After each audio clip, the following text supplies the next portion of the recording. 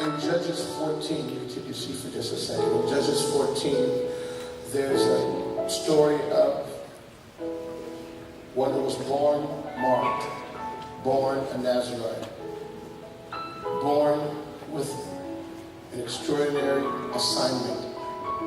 His name is Samson. And in the Numbers chapter 6 teaching of the Nazarite,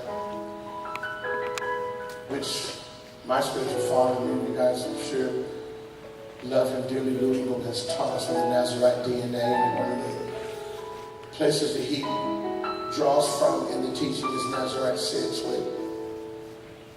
where when you embrace this vow, you don't drink from the vine, you don't drink wine, you don't touch dead things, and you don't cut your hair. And in this revelation, not cutting your hair is the revelation from that is to be an outward symbol of the inward position of your heart. That when people look at you, they can tell you've been marked by something that heaven, that the earth does not have. Heaven has done something extraordinary in your life. It is obvious that you have an extraordinary call, an extraordinary assignment. And that not cutting of your hair symbolizes that. Not drinking of the vine is that during the Nazarite vow, you will remove yourself from legitimate pleasures, things that aren't sinful, they're not bad, but instead of giving your time and your energy to those things, you have extravagant devotion to the Lord. That you would give every ounce of your time possible to the pleasure of His heart. So instead of being on television or Facebook or things that you don't have to do, you take that same time, that same moment of pleasure, and you lavish on the presence of Jesus. And then you don't touch dead things. Any person or animal that is dead, you would be sure not to touch that. And that is a symbol of staying clean and unspotted from the world and from sin. They're the fruitful works of darkness. And just abstaining from those things that contaminate your walk and contaminate your pursuit for the Lord. And although I understand this to be the Nazarite call, I believe that this is just the way Christians should be lived. Christianity should be lived. If you believe that, say amen. But I don't think that Nazarites should stay clean while Christians who aren't Nazarites just kind of dibble and dabble. Come on, somebody say amen. But in Judges chapter 14, we find Samson in a very interesting moment, and I don't think many people really see this from this perspective per se, because when we preach Samson, we preach him in the lap of Delilah getting his haircut. When we preach Samson, allowing this woman to get the revelation of where his strength lies, and that because she finally got that secret, she cuts his hair. The Philistine camp grabs him, makes him blind, imprisons him. He becomes a slave to the Philistine people. But I believe that by the time he got to lay in the lap of Delilah, he had already broken the other two aspects of his consecration. I don't think it started with the haircut. I think there were things that were happening in Samson's life that by the time he got here, now it's just gotten to the max. Now he's got to suffer the consequences of his actions. And oftentimes when we find ourselves in a moment of, oh my God, I ain't reaping what I've sown, and you think it started there. No, Holy Spirit been talking to you for a while. Let me just say, for me, Holy Spirit been talking to me about some stuff way before it got bad. Anybody besides me have the kind of Holy Spirit that's still convinced, that still says, I don't know about that. Don't do that. Don't watch that. Don't go there. And you do it and nothing seems to fall apart. So you think you're all right. And then you do something else and nothing seems to fall apart. All of a sudden, oh my God, why am I in such trouble? Let me ask you that question. You know, Holy Spirit, they're trying to keep you from this whole time. Judges chapter 14, we find Samson had killed a lion, goes back to that lion, and there's a beehive with bees there, and he sees this carcass of a lion, and he stretches his hand into that carcass, touching the dead thing. But he does it because he wants to get honey out of it. He gets honey from a dead carcass. He's trying to get a sweet thing from a dead thing.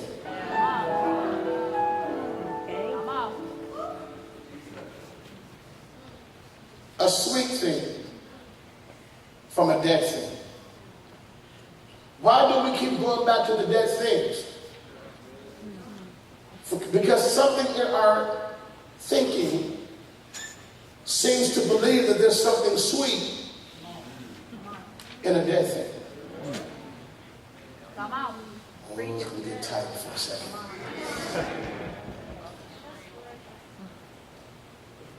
Something keeps inviting us back. Speaking to somebody in this room. You've gone to the altar. You're a consecrated vessel. I'm not going to do it again. I'm not going to watch that again. I'm not going to go out with her privately again.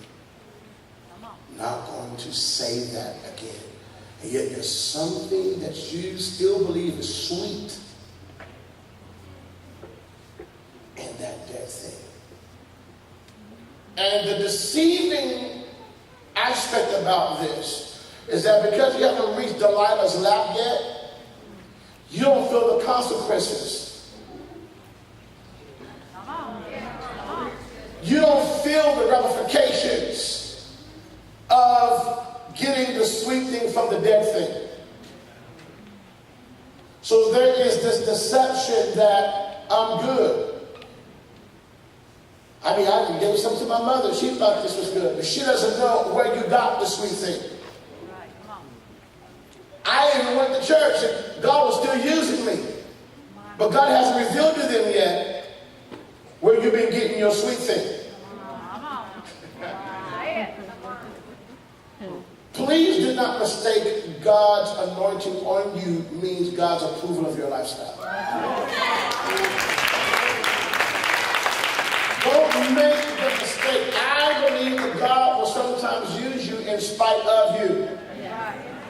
That there are souls that He is more caring for that are being benefited by the grace of God on your life, even though you are not in right standing with Him.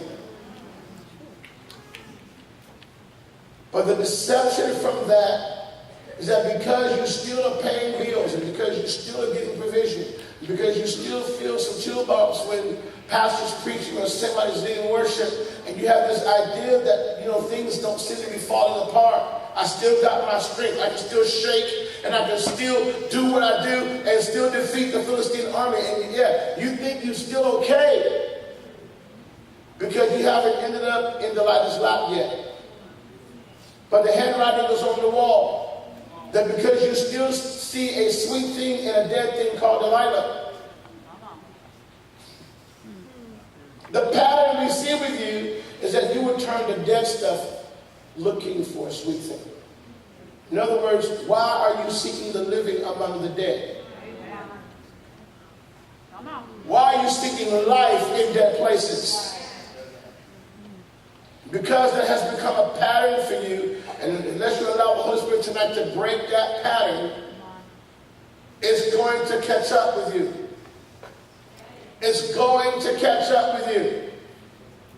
Don't let sloppy grace preachers tell you that sin don't have consequences. They're lying to you.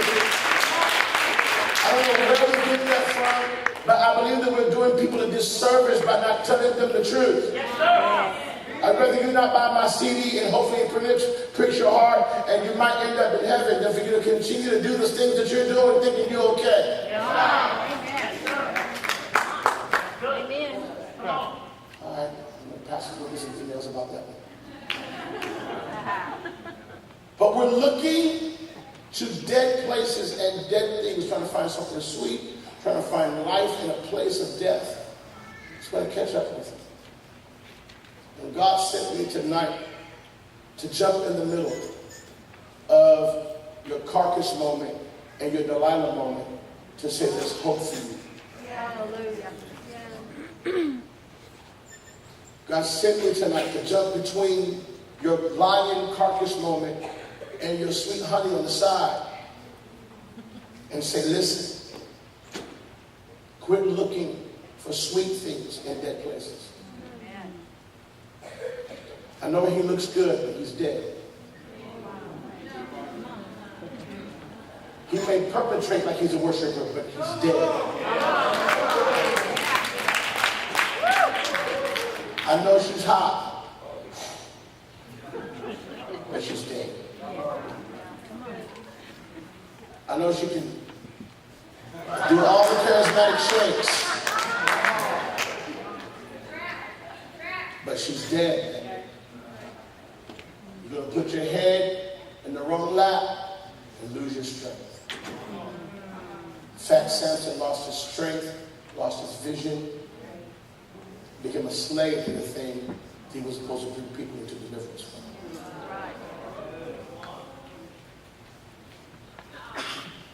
Looking for a sweet thing and a dead thing.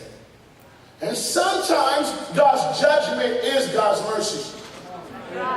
Because Samson did end up doing more in his death than he did in his life. And sometimes God will allow sin to mess you up so that your spirit can get cleaned up. That's right. Come on.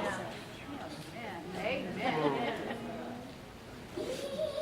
Jesus. I'm going to get Pentecostal black in this one.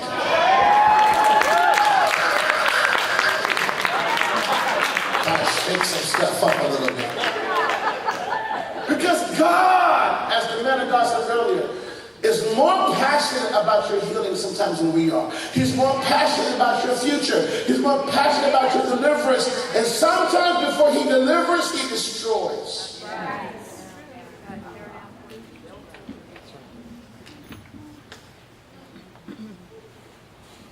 Sometimes he'll destroy some dreams, he'll destroy some ambitions, destroy some pursuits, to get you to a place where you are awakened to the reality that what you're chasing is not worth it. Come on. We allow our emotions to begin to dictate our pursuit and not truth. We allow our feelings, we allow what we've been through, we allow the pain of yesterday to dictate our decisions instead of allowing his word, and allowing his heart for us, allowing his passion and his plans for us to dictate our steps. We allow what we feel and what we think and how we were hurt and how we were wounded. Well, the reason why I'm like this is because of what my daddy did. The reason why I'm like this is because of what my mama did. The reason why I act this way is because I was dealt a bad hand and these things happened to me and those things happened to me. And we will use all of the excuses to justify current behavior patterns instead of using those issues as a reason to press in to the deliverer who can make you whole and set you free. Knowing this, that when God sets you free, you're free indeed. And you're free to walk in your purpose and become all that God has destined you to be. That there is nothing a person can do to you that would trump what God can do for you. Come on, Ray. Come on. Because of them, I'm like this. Well, because of him, you can be free. You can walk in purpose. But Samson is trying to get a sweet thing from a dead thing. That pattern lit him up in a place where he didn't even know the spirit left him. He didn't even know. He didn't even know. That to me is what's scary. That to me is more troubling than the ability to be used of God, the ability to do great things for God, is to get up and shake as other times and don't even realize that I'm just going through motions right now. There is no spirit, there is no Holy Ghost, there is no anointing. But because I've been so used to not acknowledging him, I've gotten so used to just knowing it's always going to happen that I can compromise and still have his grace. I can compromise and still have this stuff that I can don't even realize he's not even with you. Ooh, that's scary. Wouldn't it be a very heart-troubling moment to come into God's house and begin to do all this stuff and Jesus is not even in it? He's not even in it. Last week he was, but now he's not, and you can't even tell the difference.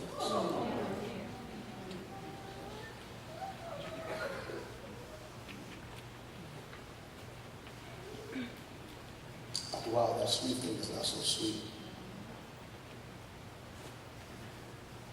After a while, it's not so pleasant. I know this rattles us because we quote scriptures like, he'll never leave us nor forsake us. And we have these passages that says, Lord, with you always, and all these things. But I don't think God left Samson. I think Samson left God. Right. Right. And I think the absence was, in a sense, God's way of showing up. God's absence, in some senses, is God's way of saying, I'm not in this. What are you doing? Where are you, God? Where are you?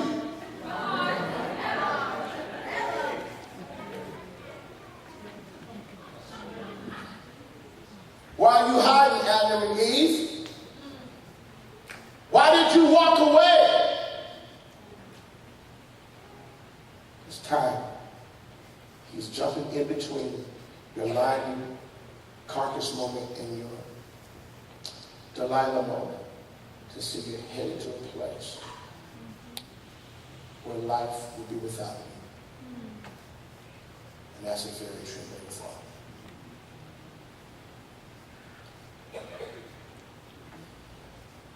I preached a funeral of a young man named Jordan. He's 19 years old. He came into the ministry of drug addict, got set him free. He got messed up with some poison, people telling him about this, some atheistic views, and he was going to lose his faith. That led to him quitting the program. That led to him going back into addiction. He got so bad, but having an encounter with God, he calls me and says, I'm coming back. Pops, I'm coming back. God met me. I've had a real encounter, and I know it's time to get right with God. That was a Saturday, about 2 o'clock in the morning, Sunday morning, 2 a.m. We're praising God. We're excited. He's got his bags packed. His parents are ecstatic because he's come so close to dying of an overdose. It's so bad. So, he's in West Virginia. I'm in North Carolina at the time doing ministry. Somebody's on his way to pick him up to drive him from West Virginia to Greensboro, North Carolina, where I'm at the time. My team is excited because at the time, many of them that were with me, they knew Jordan and they were praying for God to bring him back and to get his life on the right track. And so we're excited. Praise God. Thanking God for his heart to turn. I am getting ready to minister at this church on Sunday morning, and about 9 o'clock, I get an urgent call to call his mother. And so I call her, and when I get on the phone, she's screaming. She's weeping uncontrollably as she is standing in the bathroom, looking at her son, who's dead over an overdose, because he thought he could go walk around. He thought he could go one more round. He figured I'm getting ready to go back to the ministry. I'm going to take this one last bit. She's weeping uncontrollable. Pastor, sure can relate to moments like this where you're like, how do I get up and not minister with this along? How do I release Jesus and along with this? I need his grace. Beloveds, I need his grace. My heart was torn in pieces. His ride was still en route. His bags were packed. Last I checked, she hasn't even touched his bags. They're still packed to this day. In the same spot he left. I tell the team after service is over, we get through the service, and I draw the church, the body of Christ I was with at the time. I say, I need your help now. I've had some news that I need to share. I need your strength, because I knew what it was going to do to the team. And I shared it with them, and our team began to break down. We get to that funeral a few days later, and the room is filled with people who had done drugs and drugs. Jordan's main goal was to get to a place where every drug buddy he had, every friend he had, could hear the gospel of Jesus Christ. That was his ultimate desire. To bring deliverance to a people that he had been bound doing the same things they were doing. Do I think God wanted to do it this way? No. But every drug buddy he had was in that room that day. And you best know I gave it everything I got. I preached like a madman. Praise God. Said the devil's going to pay for this moment. And one after the other, after the other, after the other, came to the altar and gave their lives to Jesus Christ.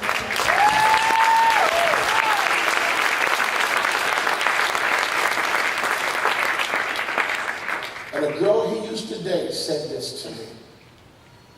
She said, what you did for Jordan didn't just change Jordan, it changed all of us.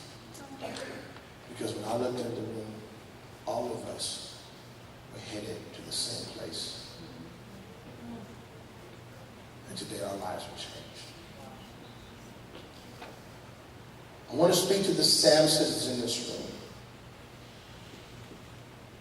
Who else's life is hanging on your yes? Your obedience. If God would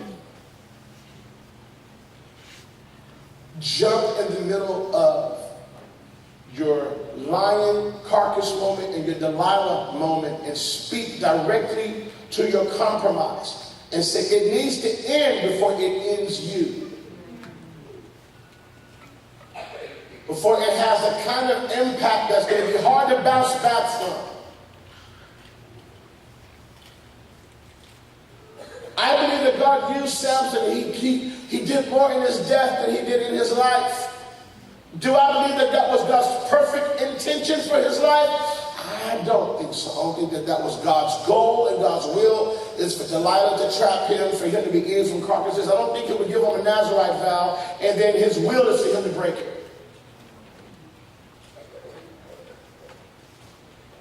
But I do believe this, friend, that God knows how to, you know, with a GPS, when you find yourself going the wrong way, God knows how to recalculate. I believe God is wanting to recalculate some things. God wants to make some things right, correct some things tonight. I don't know who I'm talking to, but I believe I'm talking to some consecrated vessels. That some of you, God chose you in your mother's womb. Some of you, you were a miracle. It's a miracle that you're even here. And the enemy is trying to turn you to try to get a sweet thing and a dead thing. And God is interrupting that tonight. I want you to give me a prayer. I want to go back to that Nazarite cry. It's time to be a laid down lover who loves his ward. It's time to lay it all down.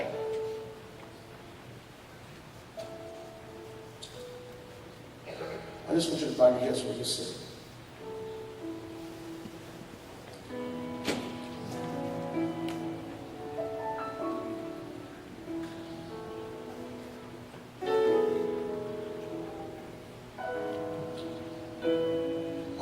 you to be as transparent in this room, as honest in this room.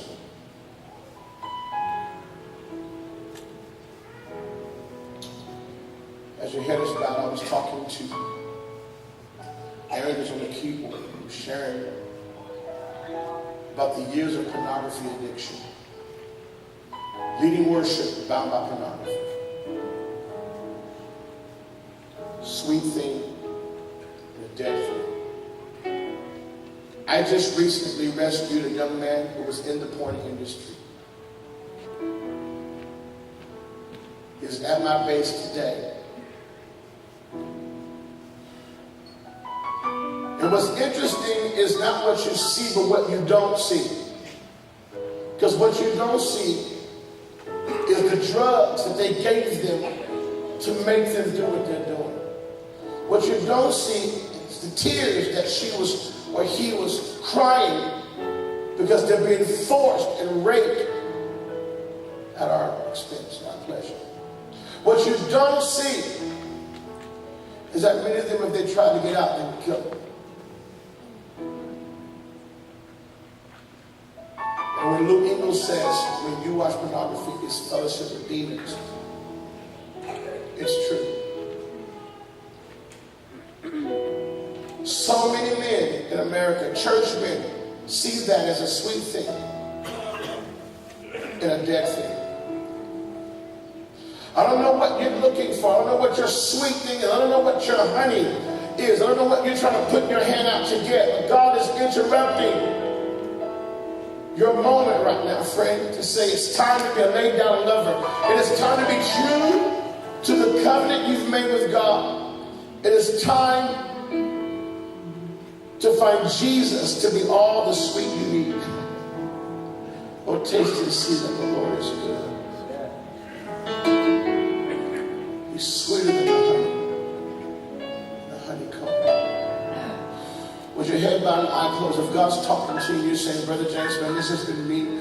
I've had the enemy pull me into places of compromise. I've not allowed my life to be completely given and submitted and committed to God like it's supposed to be. And tonight, I am heeding the call. I am answering the call. I am embracing God's heart tonight to no longer find myself turning to a dead thing to try to find a sweet thing. But I'm going to come to Jesus and let him be the ultimate satisfier of my soul. That all that I long for and all that I am asking or needing, all that I am desiring, I find in his presence. My friend, if that is you, when I come to 3, I want you to lift your hand. 1, 2, 3, lift them right now. God's talking to you. God is zeroing in on some areas of your soul. In the next few moments, I'm going to have the guys to sing this Nazarite cry.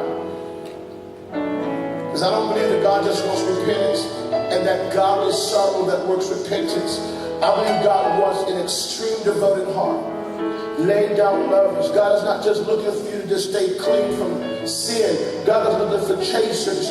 God is looking for people who are devoted to his heart. People who will come into that secret place and be intimate with him. God is looking for people who find Jesus to be the lover of their souls. Not just people who say, I'm not going to sin. I'm going to stay. He's not just looking for righteous, clean virgins, but he's looking for virgins who have some oil in their lamps. He's looking for people who are burning with passion for his presence. So this is not a call just to repent for the things we should not have done. This is a call to say, Lord, I want to be intimate. I want to be close. I want to be completely given. I want to be yours. I want to be a true Nazarite. I want to have it in my heart. I want to have it in the core of who I am. That I am in love with you. I am married in love with you, Jesus. So as I sing this song, if that is your heart, you are hearing the call of a lover that's looking for a lover. You're hearing the call of Jesus saying, will you love me? Will you let me love you? Will you come into that secret place with me? When I sing this, I want you to just lay on your face. And I want you to come to this altar and find a place to just lay before the Lord and allow the Lord to begin to move in your heart and do a work in your spirit and just fall deeper, deeper in love with Jesus. I want you to move now. Oh,